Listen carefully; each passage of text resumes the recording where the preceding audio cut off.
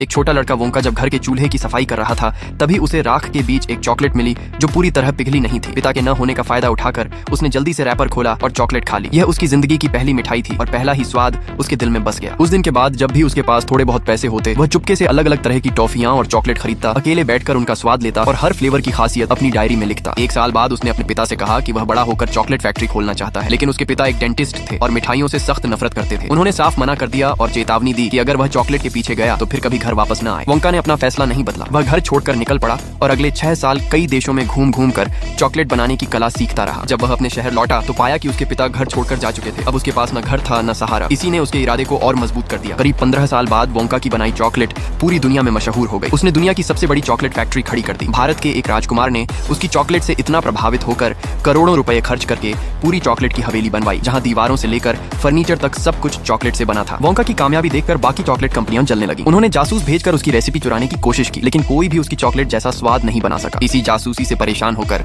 Wonka ने अचानक अपनी फैक्ट्री बंद कर दी। 3 साल बाद फैक्ट्री की चिमनी से फिर धुआं उठने लगा, मशीनें चलने लगी, चॉकलेट बाहर जाने लगी, लेकिन किसी ने कभी किसी कर्मचारी को अंदर जाते या बाहर निकलते नहीं देखा। एक रात कई छोटे छोटे लोग शहर में पर्चे बांटते दिखाई दिए। यह वोंका की नई योजना थी। उसने 5 गोल्डन टिकट्स 5 अलग अलग चॉकलेट में छिपाकर देश भर में भेज दिए। जिसे भी टिकट मिलता उसे फैक्ट्री घूमने और जितनी चाहे चॉकलेट खाने का मौका मिलता। जो बच्चा अंत तक टिकता उसे एक रहस्यमयी इनाम मिलता। यह खबर पूरी दुनिया में फैल गई। पहला टिकट एक अमीर लड़की को मिला जिसके पिता ने शहर भर की चॉकलेट खरीद डाली। दूसरा टिकट एक बेहद होशियार लड़के को मिला जिसने फैक्ट्री की उत्पादन प्रक्रिया का हिसाब लगाकर सही चॉकलेट ढूंढ निकाली। तीसरा टिकट एक मोटे लड़के को मिला जो दिन रात सिर्फ चॉकलेट ही खाता था। चौथा टिकट एक ऐसी लड़की को मिला जिसे हर प्रतियोगिता में पहला स्थान चाहिए होता था। अब सिर्फ आखिरी टिकट बचा था। एक गरीब लड़का चार्ली अपने परिवार के साथ छोटी सी झोपड़ी में रहता था। घर में 9 लोग थे और कमाने वाले सिर्फ उसके पिता जो टूथपेस्ट फैक्ट्री में काम करते थे। दादा ने अपनी जीवन भर की बचत के 5 रुपए उसे दिए ताकि वह एक चॉकलेट खरीद कर किस्मत आजमा सके, लेकिन पहली चॉकलेट में टिकट नहीं निकला। निराश होकर लौटते समय उसे सड़क पर 10 रुपए मिले। उसने तुरंत दूसरी चॉकलेट खरीदी। इस बार रैपर खोलते ही उसके अंदर गोल्डन टिकट था। एक आदमी ने टिकट खरीदने के लिए पैसे देने की पेशकश की। फिर एक महिला ने उससे भी बड़ी रकम ऑफर की, लेकिन दुकान के मालिक ने उसे समझाया कि टिकट कभी मत बेचना और तुरंत घर चले जाना। घर पहुंचते ही पूरा परिवार खुशी से झूम उठा,